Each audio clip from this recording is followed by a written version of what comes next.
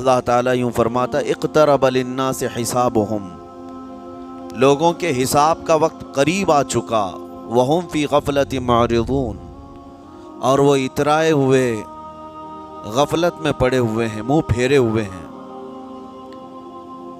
لوگوں کو اس بات کا اندازہ ہی نہیں کہ حساب کا دن کتنا سخت ہونے والا ہے۔ میرے عزیزو، جب نبی پاک صلی اللہ تعالیٰ علیہ وسلم نے یہ ارشاد فرمایا کہ میں اور قیامت ایسے ہیں جیسے دو انگلیاں قریب ہیں، 1400 سال پہلے رسول پاک صلی اللہ علیہ وسلم نے یہ فرمایا تھا کہ قیامت اتنی قریب ہے جتنا دو انگلیاں قریب ہیں۔ اور اب کے زمانے میں تو قیامت کے سلسلے میں جو حضور پاک صلی اللہ تعالیٰ علیہ وسلم نے نشانیاں بتائی تھی وہ تقریباً پوری ہو گئیں، بڑی نشانیوں کو چھوڑ کر۔ اور یہ بھی حدیث پاک میں ہے کہ اگلا زمانہ اتنی تیز گزرے گا کہ تمہیں اس کا اندازہ ہی نہیں ہوگا، زمانوں پر زمانے آتے چلے جائیں گے۔ یہ جو آخری وقت کی نشانیاں ہیں، میں صرف مختصر سا ایک پیغام دوں گا۔ شعبان کا مہینہ ہے، یہ رسول پاک صلی اللہ تعالیٰ علیہ وسلم کا مہینہ ہے، اور رمضان کے بعد سب سے زیادہ حضور پاک صلی اللہ تعالیٰ علیہ وسلم کو روزے کی حالت میں کسی مہینے میں دیکھا گیا تو شعبان کا مہینہ فرمایا گیا۔ کبھی کبھار پورے شعبان کا مہینہ حضور صلی اللہ علیہ وسلم روزے سے رہتے، اور یہ ارشاد فرماتے کہ یہ مہینہ ایسا ہے جس میں سارے لوگوں کے اعمال اللہ کے حضور جاتے ہیں، پیش کیے جاتے ہیں، اور میرے آقا فرماتے ہیں اس حال میں میرے اعمال پیش کیے جائیں اللہ کی بارگاہ میں کہ میں روزے کے عالم میں ہوں۔ جب میرے اعمال پیش کیے جائیں اللہ کی بارگاہ میں تو میں روزے کی حالت میں ہوں۔ تو یہ شعبان کا مہینہ جو اب رمضان المبارک کے قریب کر رہا ہے، لیکن بعض بزرگوں نے یہ بھی فرمایا شعبان میں موتیں بھی کثرت سے ہوتی ہیں۔ لوگوں کا یہاں پر حساب کتاب 15ویں شعبان کو جو اب شب برات آنے والی ہے لکھ دیا جاتا ہے، سال بھر میں کیا کیا ہونے والا ہے، کتنے لوگ جانے والے ہیں۔ کئی لوگوں کی کتابیں بند کر دی جاتی ہیں۔ حدیث پاک میں یہ بھی ہے کہ فیصلہ اللہ تعالیٰ فرشتوں کے حوالے فرما رہا ہوگا، حالانکہ جب ہم ماں کے پیٹ میں تھے تبھی لکھ دیا گیا ہے کہ کتنی عمر ہے، لیکن فرشتوں کو جو ٹرانسفر کیا جاتا ہے سال میں ایک مرتبہ، اگلے سال ان کا کیا کیا ہونا ہے۔ اور حدیث میں ہے کسی کے متعلق فرشتوں کو یہ کہا جا رہا ہوگا کہ فلاں 1 مہینے بعد، 2 مہینے بعد، 1.5 مہینے کے بعد اس کی فلاں وجہ سے موت آئے گی، لیکن وہ بندہ شادی کی تیاری کر رہا ہوگا، وہ بندہ جس کی موت کا آرڈر جاری ہو چکا ہے، فرشتے لے چکے ہیں، وہ اپنے کاروبار کے اور اپنے گھر بار کے بنانے میں مصروف ہوگا، اسے اندازہ تک نہیں ہوگا کہ شعبان کے اس مہینے میں اس کی موت کا پروانہ نکل چکا ہے۔ اسی لیے میں عرض کر رہا ہوں قرآن کی آیت اقترب للناس حسابہم وہم فی غفلت معرضون، اللہ فرماتا ہے لوگوں کا حساب بہت قریب آ چکا جبکہ وہ غفلت میں پڑے ہوئے ہیں۔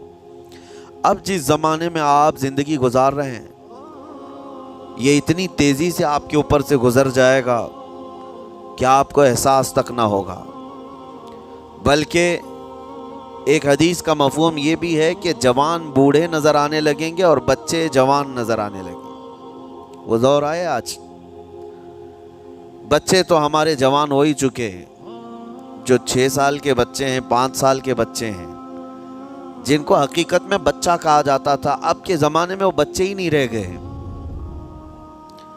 8 سال کے بچے وہ بچے ہی نہیں رہ گئے۔ ساری اسکولوں کے حالات ہمارے پاس آئے دن نئی نئی خبریں آتی ہیں۔ 3ری جماعت کا، 4تھی کلاس کا بچہ خطرناک قسم کے نشوں میں مبتلا ہے جو بڑے بڑے جوان بھی نہیں کیا کرتے تھے۔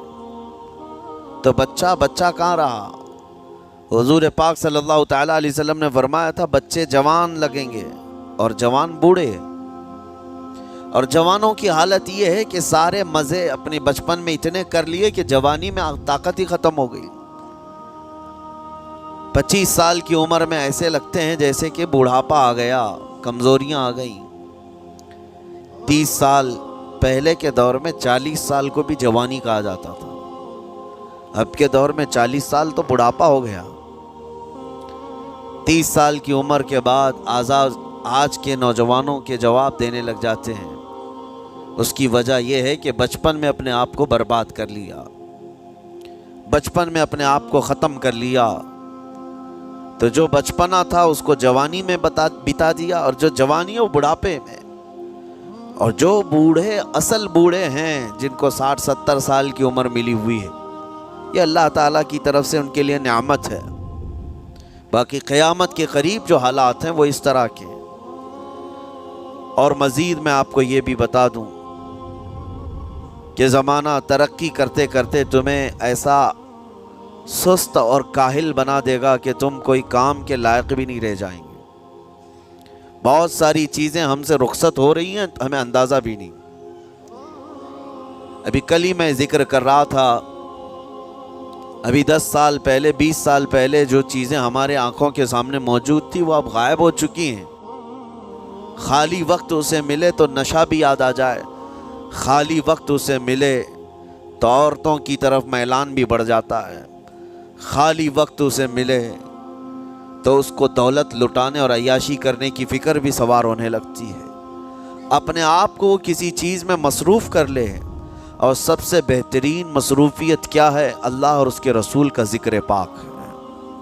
یہ سب سے بہترین مصروفیت ہے کہ تم نے اپنے آپ کو اس میں مصروف کر رکھا تو اللہ تعالیٰ دنیا کی تمام مصروفیتوں سے تمہیں آزاد کر دے گا، برائیوں سے آزاد کر دے گا۔ قرآن میں رب تعالیٰ فرماتا ہے وَقَالُوا حَسْبُنَا اللَّهُ وَنِعْمَ الْوَكِيلُ، جنہوں نے یہ کہا ہمارا رب ہمارے لیے کافی ہے، ہمارا اللہ ہمارے لیے کافی ہے، اور کیا ہی بہترین مددگار ہے، کیا ہی بہترین وکیل ہے جس نے یہ کہا۔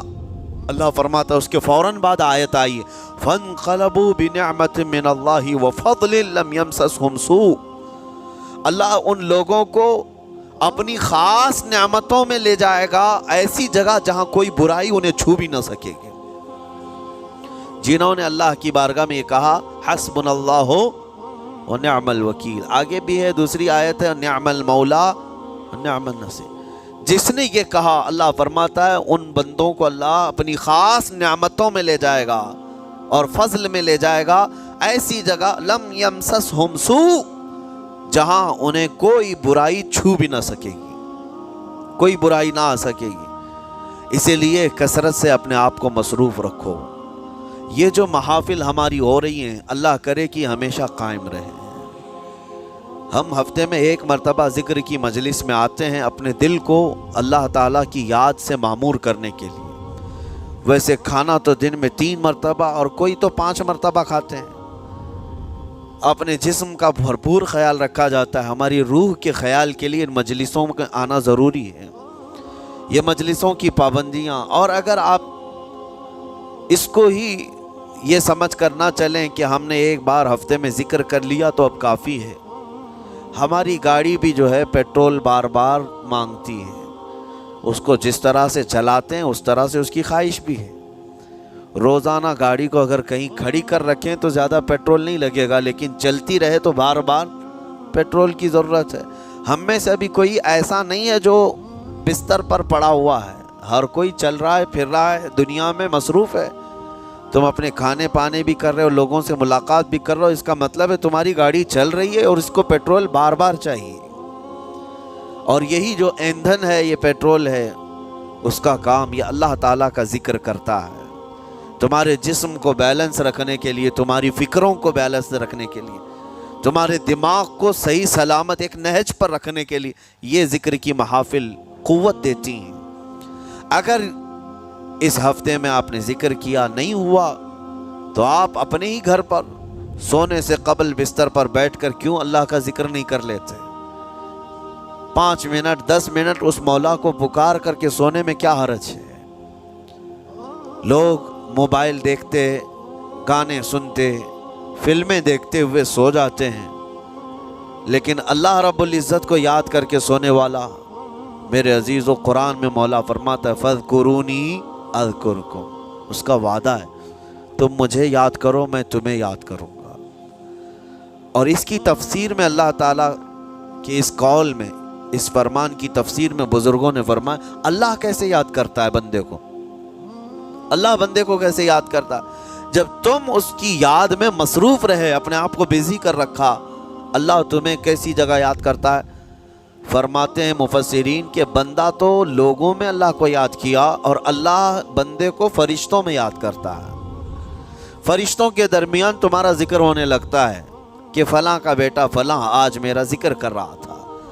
آج محفل ذکر سے جتنے نکلیں گے اللہ کریم ہمارا ذکر فرشتوں میں ضرور فرمائے گا، فرشتوں میں ضرور ذکر ہوگا کہ فلاں بندہ آج ذکر میں مشغول تھا۔ اور پھر یہ بھی فرمایا بزرگوں نے، مفسرین نے، کہ اللہ تعالیٰ وہاں یاد کرتا ہے جہاں فرشتے ہوں، فرشتوں کی محفل میں تمہارا ذکر۔ اور اس کے علاوہ یہ بھی فرمایا گیا کہ تم دنیا میں زندگی میں اسے یاد کرتے تھے، اور وہ تمہیں مرنے کے بعد قبر میں یاد کرے گا۔ جب دنیا تمہیں چھوڑ دیتی ہے تب اللہ تعالیٰ تمہیں یاد فرماتا ہے۔